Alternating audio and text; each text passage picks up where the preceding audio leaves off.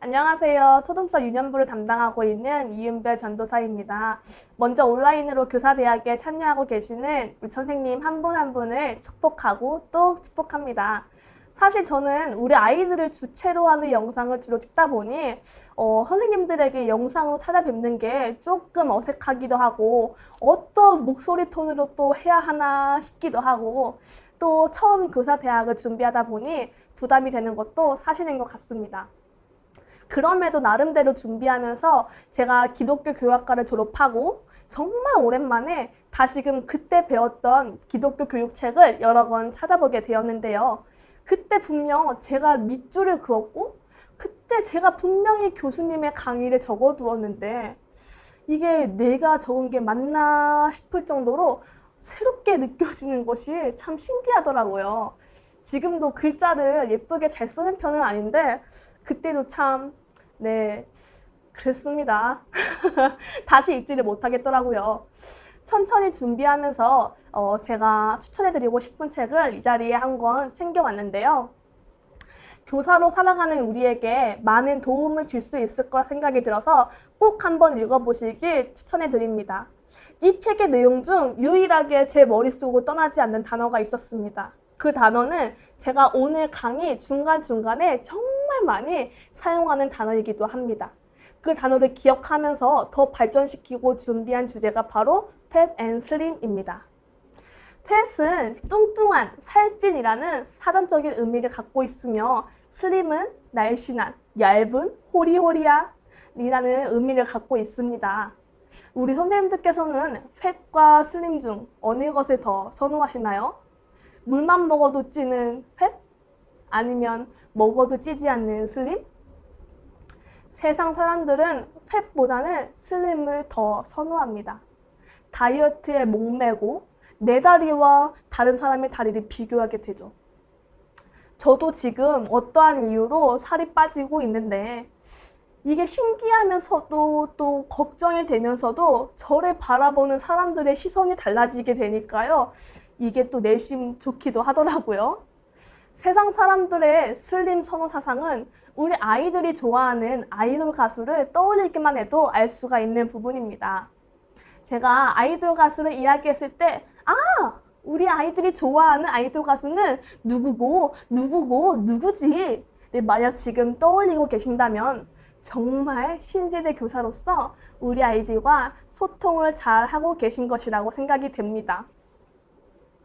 현재 유명한 아이돌을 떠올리면 BTS, 엑소, 있지, 세븐틴, 레드벨벳, 오마이걸 더 많은 아이돌이 있겠지만 이 정도로 추려볼 수가 있을 것 같습니다. 이들의 공통점이 무엇인지 느낌 오시죠? 맞습니다. 이들 중에서 팻한 사람은 없다는 것입니다. 물론 이들의 춤이 진짜 어렵고 격하고 힘들긴 합니다. 제가 또 춤으로 다이어트를 한답시고 따라한 춤이 몇 개 있는데요.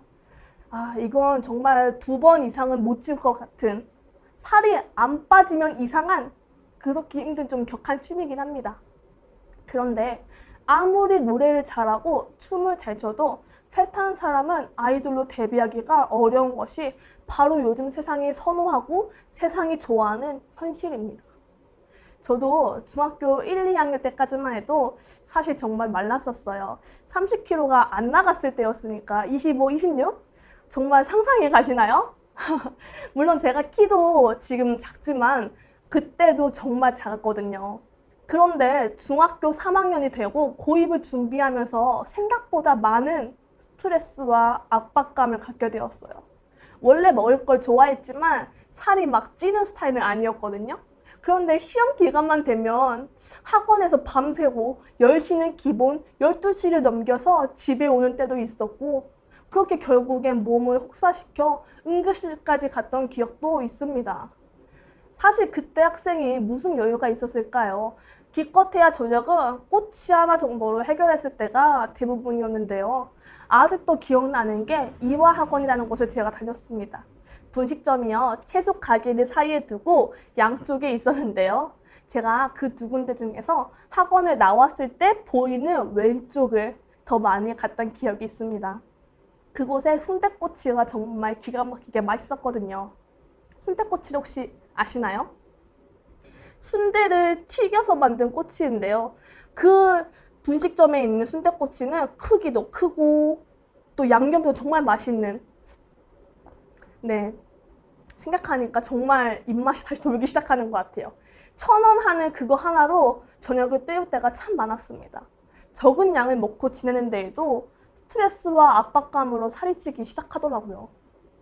초등학교, 중학교 친구들이 제 모습을 보고 몸이 2배가 되었다고 할 정도로 전보다 많이 찐 제 모습을 볼 수가 있었습니다. 사람들이 살을 빼라고 이야기할 정도가 되니 이 정도만 들어도 얼마나 사람들이 슬림을 더 선호하고 더 기억하고 더 좋아하는지 충분히 아시겠죠? 건강을 해칠 정도로 팻하다면 그거 문제가 있겠지만 현실은 팻과 슬림의 기준을 정확하게 이야기하지 못하는 사람들이 대부분이라는 사실이죠. 시작하기 전에 오늘 주제의 결론을 먼저 말씀드려야 할 것 같은데요. 우리는 교사로서 슬림한 교사가 아닌 팻한 교사가 되어야 한다는 것입니다. 저와 함께 외쳐보실까요? 팻한 교사가 되자. 함께 외쳐보겠습니다. 팻한 교사가 되자. 한 번 더 외쳐볼까요? 팻한 교사가 되자. 제가 과연 어떤 이야기를 나누고자 하는 것일까요? 사람 신경 쓰지 말고 많이 먹고 팻해져야 한다 일까요? 아니면 건강하게 하는 다이어트를 이야기하고 있는 걸까요? 궁금하시죠? 교사로서 팻해져야 한다는 것이 무엇을 의미하는지 우리 함께 말씀 한 구절을 찾아 읽어보도록 하겠습니다. 사무엘상 16장 7절 말씀입니다. 사무엘상 16장 7절 말씀입니다. 함께 읽겠습니다. 여호와께서 사무엘에게 이르시되 그의 용모와 키를 보지 말라. 내가 이미 그를 버렸노라. 내가 보는 것은 사람과 같지 아니하니 사람은 외모를 보거니와 나 여호와는 중심을 보느니라 하시더라. 아멘. 선생님들께서도 잘 알고 계신 말씀이죠. 사무엘상 16장은 더 이상 하나님의 말씀에 순종하지 않는 사울을 버리시고 사무엘에게 사울 다음으로 왕이 될 사람을 찾으라고 말씀하신 하나님과 그리고 그 하나님 말씀에 순종함으로 이새의 집을 찾아가 아들들을 만나고 있는 사무엘이 나옵니다. 얼마나 두려웠겠어요. 사울이 알면 자신을 죽이려고 할 수도 있는 그 상황에서 하나님께서 주시는 지혜로 이새의 집을 찾아간 것입니다. 그 아들들을 세웠더니 딱 봐도 건칠하니 멋지게 생긴 사람이 처음에 떡하니 서 있는 것이죠. 그래서 사무엘은 누가 봐도 잘생겼고 누가 봐도 무슨 일이든 잘할 것 같고 누가 봐도 하나님이 택하신 사람이라고 생각했는데 여기서 사무엘이 그렇게 생각할 수밖에 없었던 이유는 앞서 사울을 왕으로 세울 때 그의 외모를 중요시했기 때문입니다. 하지만 오늘 하나님은 기름 부으려는 사무엘을 멈추게 하시고 말씀하셨죠. 그 말씀이 저와 함께 읽은 7절의 말씀입니다. 하나님께서는 하나님의 일을 하기 위한 일꾼을 선택하는 데 있어 외모와 같은 인간적 조건이 그 기준이 될 수 없다고 하시는 것이죠. 사울은 외모가 뛰어난 자였지만 실패했듯이 말입니다. 사람은 외모를 보지만 하나님은 중심, 마음을 보신다고 말씀하는 것이에요. 사람의 눈으로 보면 하나님의 일을 해야 하는 사람은 사울이고 엘리압이어야 하지만 하나님의 눈으로 보면 아버지인 이새도 줄을 세우지 않았지만 그저 순수하게 하나님만 사랑했던 다윗이었던 것입니다. 오늘 말씀을 통해 저는 하나님께서 바라보시는 우리의 마음의 중요성에 대해 이야기하고자 합니다. 교사로서 우리 마음 자세를 이야기하기 전에 앞서 우리는 교사가 무엇인지를 분명히 알아야 합니다. 교사는 어떤 형식으로든 가르치는 위치에 있는 사람들을 통칭하는 말입니다. 넓은 의미에서 보면 교사는 교육 대상을 지도하고 조력하며 자극하여 과거의 상태보다 성장하도록 하는데 직접적 또는 간접적으로 기여하는 모든 사람과 환경을 지칭하는 말로 사용한다고 볼 수 있습니다. 이러한 교사된 우리가 교회 안에서 해야 하는 것은 교사와 학습자만 관계를 맺는 일반 교육이 아닌 하나님과 교사와 학습자가 함께 관계를 맺어가는 기독교 교육입니다. 강의를 보고 계시는 선생님들께 조심스럽게 질문을 드리고자 합니다. 차세대를 교육하는 교사로 처음 결단하셨을 때 어떠한 마음으로 헌신하고자 하셨나요? 처음 임하던 자세와 지금 동일한 마음으로 임하고 계신가요? 혹시 나는 나이가 많아서 못하고, 나이가 어리기 때문에 부담스럽고, 아는 것이 없어서 작아지고, 할 줄 아는 것이 많아서 모든 것을 다 할 수 있다는 그런 작은 교만함과 필요 없는 자격지심과 같은 생각들로 인해서 하나님으로 가득 꽉 잡혀 있어야 하는 우리의 마음이 가볍게 솜처럼 붕 떠 있지는 않으신가요? 사실 제가 강남중앙침례교회를 처음 왔을 때 저는 정말 아무 준비 없고 있는 자리에서 최선을 다하자라는 마음만 갖고 시작했었습니다. 베트남으로 선교 사역을 다녀온 이후 몸이 더 약해졌을 뿐 아니라 스스로 많이 부족하다는 것을 느껴 배우고자 하는 마음이 더 컸던지라 사역을 바로 시작해야겠다는 마음은 없었기 때문이죠. 그런데 주변을 돌아보니 각자의 자리에서 열심히 사역을 다 감당하고 있는 모습들을 보게 되었습니다. 그때 나도 해야 하나? 이러한 생각이 들었고 그 순간 같이 사역을 하자고 하는 또 주변의 사람들이 또 옆에 계시니까 흔들리긴 하더라고요. 짧은 기간 강남중앙침례교회 이력서를 내기 전에 하나님께 저는 기도를 하였어요. 그리고 하나님께서 저에게 어려운 상황에서도 힘들 수 있는 상황에서도 옆에 계셔주신다는 그런 약속을 받고 저는 이곳에 있게 된 것이죠.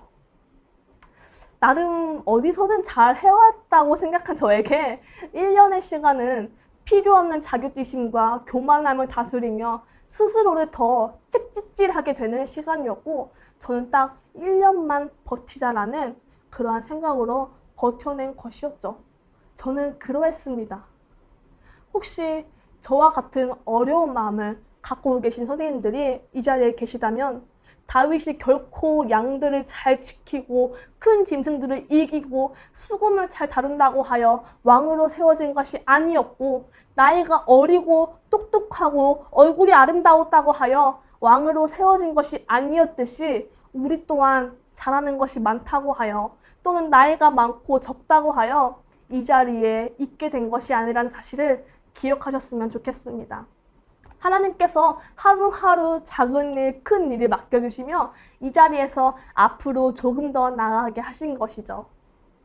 교사로서 나이가 많으면 어떠하고 나이가 적으면 어떠합니까? 아는 것이 많고 또 적으면 이 또한 어떠합니까? 잘하는 것이 많고 적으면 이 또한 어떠합니까? 가톨릭 신학자이자 종교교육학자인 토마스 그룸은 기독교 교육이 과거와 현재 그리고 미래 이 세 가지 시제가 공존하는 활동이라고 언급한 적이 있습니다. 기독교 교육은 현재 살아가고 있는 우리가 과거와 미래를 동시에 보며 살도록 도와주는 교육 방식을 의미합니다. 우리가 살아왔던 과거와 지금 살고 있는 현재도 중요하지만 민족의 정체성을 잃지 않고 하나님이 주신 소명을 발전시키기 위해서는 차세대 교육을 게을리해서는 안 된다는 것을 이야기하는 것이죠. 차세대 교육이 중요한 지금 저는 교사로 우리의 능력과 겉모습이 아닌 현재 교사로 임하고 있는 우리의 마음가짐이 중요하다고 이야기하는 것입니다. 강남중앙침례교회 특별히 차세대를 섬기고 계시는 선생님들을 제가 보며 느낀 것은 한치의 거짓 없이 믿음과 순종으로 교사의 역할을 잘 감당해주고 계신다는 것입니다. 그러나 저는 오늘 우리가 우리 자신의 깊은 마음을 한 번 더 들여다보는 시간이 되었으면 좋겠습니다. 오늘 부족하지만 저희 강의를 통해서 다시금 교사로서 초심을 찾으시길 소망합니다. 교사로 섬긴 지 너무 오래돼서 초심을 기억하기 어려우시다고요? 사실은 저와 같이 아무 준비 없이 교사를 시작해서 어떤 마음과 어떤 자세로 임해야 되는지 잘 모르시겠다고요? 그럼 오늘 제가 알려드리는 걸 기억하셨으면 좋겠습니다. 우리가 되찾아야 할 초심은 faith이며 우리가 임해야 하는 자세 또한 faith입니다. 우리는 교사로서 faith해야 합니다. faith한 교사는 첫 번째, faithful, 충성된 사람을 이야기합니다. 우리 말씀을 한 구절 찾아보겠습니다. 고린도전서 4장 1절에서 2절 말씀입니다. 고린도전서 4장 1절에서 2절 말씀입니다. 우리 함께 읽도록 하겠습니다. 시작! 사람이 마땅히 우리를 그리스도의 일꾼이요 하나님의 비밀을 맡은 자로 여길지어다. 그리고 맡은 자들에게 구할 것은 충성이니라. 아멘. 우리는 소중한 학생들을 맡은 교사로 천국의 비밀을 전하는 그리스도의 일꾼으로 부름받았습니다. 우리가 부름받은 이유가 중요한 것은 예수님께서 자기를 따르도록 몇 사람을 부르심으로 시작되었기 때문입니다. 사람, 즉 제자를 선택하시고 그 사람들을 기꺼이 가르치시고 삶을 보여주시면서 후에는 결국 그 사람에 의해 예수 그리스도가 전파되게 하셨습니다. 우리가 예수 그리스도를 알게 되고 예수 그리스도께서 우리에게 원하시는 것을 알게 하셨습니다. 우리에게 원하시는 것, 우리가 부름받은 이유는 바로 복음을 전하는 일에 앞장서기 위함입니다. 우리를 통해 차세대가 복음을 알고 전하는 자로 성장하기를 원하시는 것이죠. 우리에게 요구되는 것은 오늘 말씀에서는 충성이라고 이야기합니다. 충성의 사전적 의미는 참 마음에서 우러나오는 정성입니다. 그렇다면 정성은 무엇일까요? 사전적인 의미로 정성은 어떤 일을 성실하게 하거나 훌륭히 이루기 위해 있는 힘을 다하려는 마음이나 태도를 이야기하고 있습니다. 저는 다윗이 패탄 교사라고 할 수 없지만 패탄 사람이었다고는 확신합니다. 먼저 다윗은 자신의 일을 사랑하고 자신이 맡은 일을 성실하게 하던 사람이었어요. 얼마나 자신이 맡은 일에 충실하게 임했는지 사무엘이 찾아와 이새의 아들 7명을 만난 후 또 다른 자녀가 없냐 물었을 때 그는 본인에게 중요한 상황이 될 수도 있는 그때도 들에서 양을 지키는 일을 감당하고 있었기 때문이었죠. 저였더라면 형들이 모여있고 형들을 만나는 자리가 궁금해서 기웃기웃하다가 너 이리 와봐 하면 얼씨구나 신나서 그 자리로 달려갔을 텐데 다윗은 이새가 부르기 전까지 움직이지 않았습니다. 그는 양을 지키고 양을 사랑하는 일에 집중하며 부지런히 임했습니다. 그의 마음에는 자신이 맡고 있는 양들이 더 중요했던 것입니다. 충성된 자는 정성을 다하는 자입니다. 충성된 자는 맡은 일에 성실하게 임하는 교사를 이야기합니다. 성실하게 임하는 교사는 어떠한 작은 일도 게을리하지 않습니다. 충성된 교사는 자신이 맡고 있는 양들을 지키며 목양하는 일을 더 중요하게 생각하는 교사입니다. 충성된 교사에게 책임은 함께 따라가는 것입니다. 두 번째 패턴 교사는 available, 유용한 교사입니다. 가르치는 일 외에도 자신의 가치가 필요한 곳에 따라 쓰임받는 교사를 이야기합니다. 다윗은 양을 치던 목자였지만 그에게 무기가 또 하나 있었다면 바로 타고난 수금 연주였습니다. 사울 왕의 기회까지 그 이야기가 들어갈 정도면 다윗의 수금 연주 실력은 말 안 해도 느껴지시죠? 다윗은 그 수금 연주를 숨기지 않았습니다. 오히려 하나님의 버림을 받아 악한 영이 사울을 괴롭힐 때마다 수금을 연주하며 악한 영을 떠나가게 하는 무기로 필요에 따라 유용하게 쓰임받을 줄 아는 사람이었던 거예요. 사울이 다윗을 질투해서 창을 들었을 때에도 다윗은 자신이 필요한 곳, 바로 사울 앞에서 수금을 연주하고 있었어요. 다윗은 자신의 수금 연주의 가치를 분명히 알고 있었던 거예요. 다윗과 같이 자신의 가치를 분명히 알고 있는 교사가 바로 유용한 교사입니다. 다재다능한 능력을 갖고 계시는 선생님들이 많이 계신다는 것을 저는 익히 들어 알고 있습니다. 하지만 저는 듣기만 했을 뿐 사실인지는 확신할 수 없습니다. 왜냐하면 선생님들께서 그 능력을 숨기고 계시기 때문이죠. 어떤 이유로든 혹 찔림을 받고 계신 선생님이 계시다면 주저 말고 저에게 그 많은 능력, 재능을 마음껏 보여주셨으면 좋겠습니다. 학생에게 꼭 필요한 교사는 그들의 이야기에 귀 기울여주는 사랑의 복음 전달자라면, 교역자에게 필요한 교사는 필요에 따라 교역자와 함께 움직이는 교사입니다. 교역자와 함께 동행하는 교사입니다. 마지막, 펫의 세 번째는 teachable, 가르침을 잘 받을 수 있는 교사를 말합니다. 분명한 정의를 살펴보면 교사는 가르침을 받는 위치가 아닌 가르침을 주는 위치에 있습니다. 하지만 가르침을 주기 위해서는 가르침을 받을 수도 있어야 합니다. 다윗은 왕의 자리에 있었지만 항상 하나님께 여쭤보고 하나님의 말씀을 드리려고 하는 사람이었어요. 하나님이 보내신 선지자의 말을, 왕의 권리를 무시할 수 있었지만 결코 그리하지 않았습니다. 패탄 교사는 배움을 놓치지 않으려고 노력하는 교사를 이야기하는 것입니다. 기독교 교육의 그 자체라고 불리는 탁월한 기독교 교육학자인 하워드 핸드릭스의 이야기입니다. 수년 전 시카고의 한 교회에서 열린 주일학교 대회에 강사로 참석하게 되었는데, 점심시간에 강사로 함께 온 두 분과 10,000원이 된 조그만 햄버거 가게를 들어가게 되었죠. 곧 4사람이 앉을 수 있는 테이블이 나왔고, 이 대회에 참석한 사람으로 보이는 한 할머니에게 합석을 권하며 만나게 되었습니다. 알고 보니 그 할머니는 83세로 미주에서 오신 분이었습니다. 할머니는 65명의 주일학교 학생이 있는 교회에서 13명으로 구성된 중등부를 맡고 있었으며, 대회 전날 밤 고속버스를 타고 여기까지 오셨다고 합니다. 왜 그런 힘든 일을 하셨을까 궁금함에 여쭤보니 돌아오는 대답은 이러했다고 합니다. 내가 좀 더 나은 교사가 되도록 무언가 배우고 싶었지요. 대답을 들은 그는 학생이 고작 65명밖에 안 되는 주일학교에서 13명의 중등부 반을 맡고 있는 사람들이라면 대부분 나 혼자서도 잘 가르칠 수 있어라고 자만했을 것이라 문득 생각했습니다. 그러나 할머니는 그렇지 않았고, 할머니에게 배웠던 학생들 가운데 84명이 전임 사역을 하고 있고 22명이 그가 가르치고 있는 신학교를 졸업했다고 말합니다. 무엇을 뜻하는지 알고 계신가요?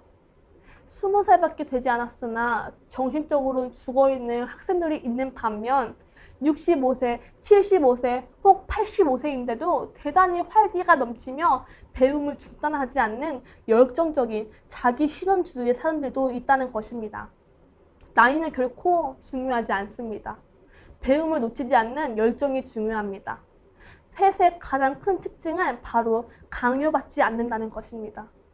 주님의 일꾼된 자로 마음에서 우러나는 충성과 준비된 가치와 배우고자 하는 그 열정을 스스로 겸비하고 있다는 것입니다.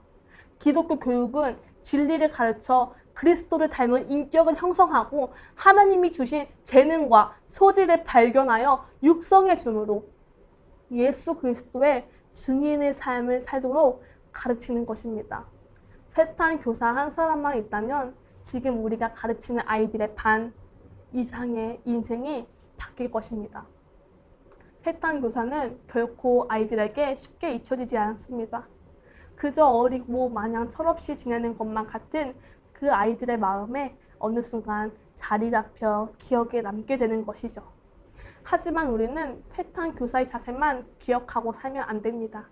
그와 반대인 슬림한 교사의 자세도 함께 기억하며 나는 그리 되지 않겠다고 결심하며 살아가야 합니다.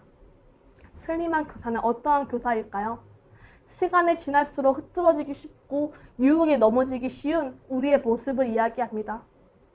음식을 보고 행복함으로 먹을 생각만 한 채 한 입 물고 다시 뱉었다가 또다시 한 입 물고 또다시 뱉어내는 그러한 경우를 이야기할 수 있습니다.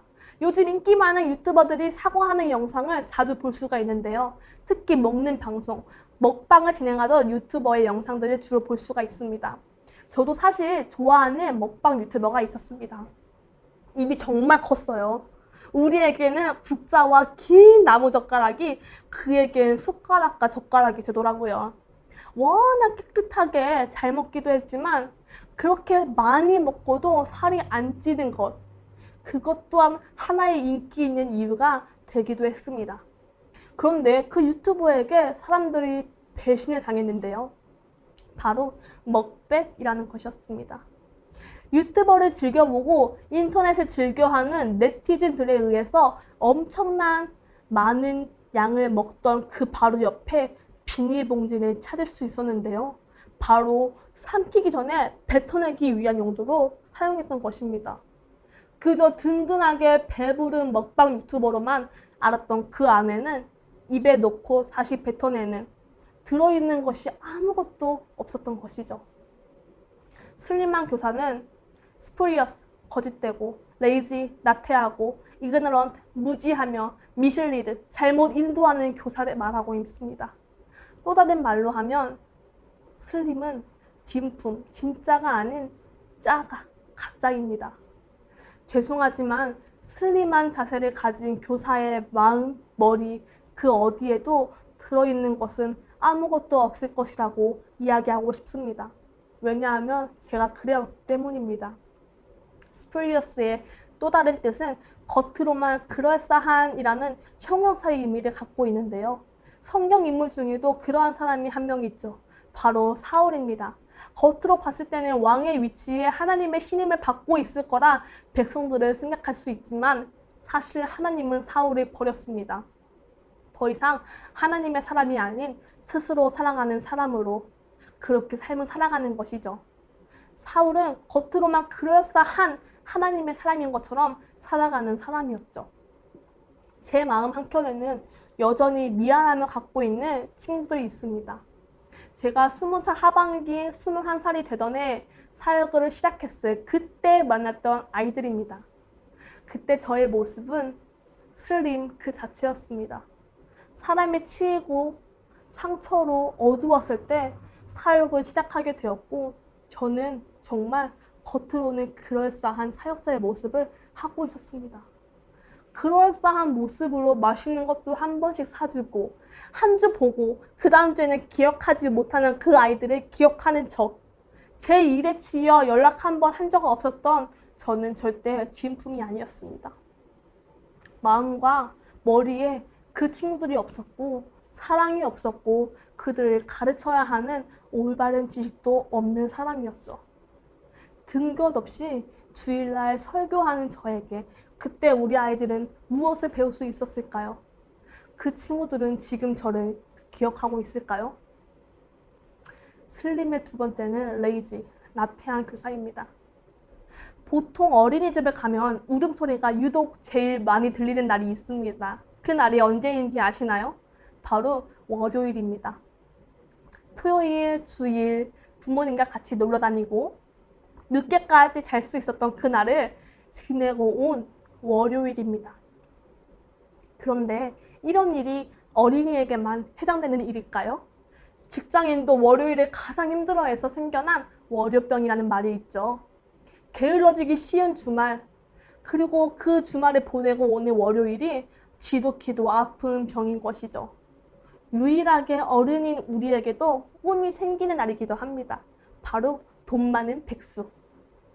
월요일 아침이면 어른과 어린이 모두 공통적으로 하는 생각이 있습니다. 그건 바로 눈 뜨기 싫다. 하루 쉬고 또 하루 쉬고 그러고 난 다음엔 또 하루 더 쉬고 싶고 그 다음날도 쉬고 싶어지게 하는 무서운 것이 바로 나태함입니다. 하루 빠지면 그 다음 또 하루 빠지는 게 쉽고 또 하루 빠지게 하는 무서운 것이 바로 게으름입니다. 금세 우린 큰 병인 대병에 걸리고 말 것입니다. 바로 침대병. 안식일을 거룩하게 하여 주일을 지키라고 말씀하신 하나님의 네 번째 계명을 우리 함께 지켜나가기 소망합니다. 10분만 누워있자. 그게 20분이 되고 30분이 되는 것입니다. 우리는 침대병에서 일어나야 합니다. 제가 침대병에서 하면 우리 선생님들께서는 일어나자 라고 외쳐주세요. 침대병에서! 네. 세 번째 슬림한 교사는 이그너런트, 무지한 교사입니다. 무지한 게 잘못되었다는 것이 아니라 무지함을 알면서도 알려고 노력하지 않는 것이 잘못된 것이죠. 배우려 하지 않고 배우지 못하면 결국엔 슬림의 마지막 미슬리드, 아이들을 잘못된 길로 인도하는 교사가 될 수밖에 없는 것입니다. 슬림한 교사의 가장 큰 특징은 바로 가장 좋고 편안함으로 우리의 책임과 의지를 무시한다는 것입니다.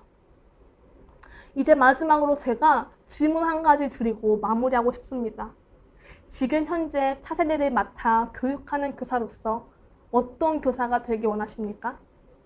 세상이 선호하고 세상의 굴레에서 넘어질 수밖에 없는 슬림, 우리가 예수 그리스도의 이름으로 이겨내 따라가지 않기를 바랍니다. 사람의 눈으로 봤을 땐 슬림이 그저 좋아 보이고 편해 보일 수 있지만 하나님의 눈으로 봤을 때 슬림은 결코 옳은 것이 아니라는 사실을 기억하셨으면 좋겠습니다. 맡은 바 충성을 다해 절대 누가 강요하지 않아도 그 자리에서 배움을 더 갈망하는 패턴 교사로 우리의 마음을 다잡으길 소망합니다. 1년 만에 외치던 저의 마음은 결코 옳은 마음이 아니었습니다. 그저 주님 주시는 일에 열심을 다하며 하루하루를 살아오니 시간이 지날수록 하나님께서는 저에게 새로운 꿈을 보여주셨고 저는 지금 그 꿈의 첫 번째 단계인 이 자리에 있게 된 것입니다. 기독교 교육의 교사는 성령의 사역을 인정하는 소명받은 교사입니다. 교사는 곧 하나님이 주신 사명이며 책임입니다. 잠시 잊고 지냈던 처음으로 돌아가 패턴 교사로 저와 함께 다시 시작하지 않으시겠습니까? 저를 비롯하여 사랑하고 존경하는 우리 선생님들 모두 펫으로 초심을 되찾으셨길 소망합니다. 더 나아가 패턴 교사로 함께 달려가길 소망합니다.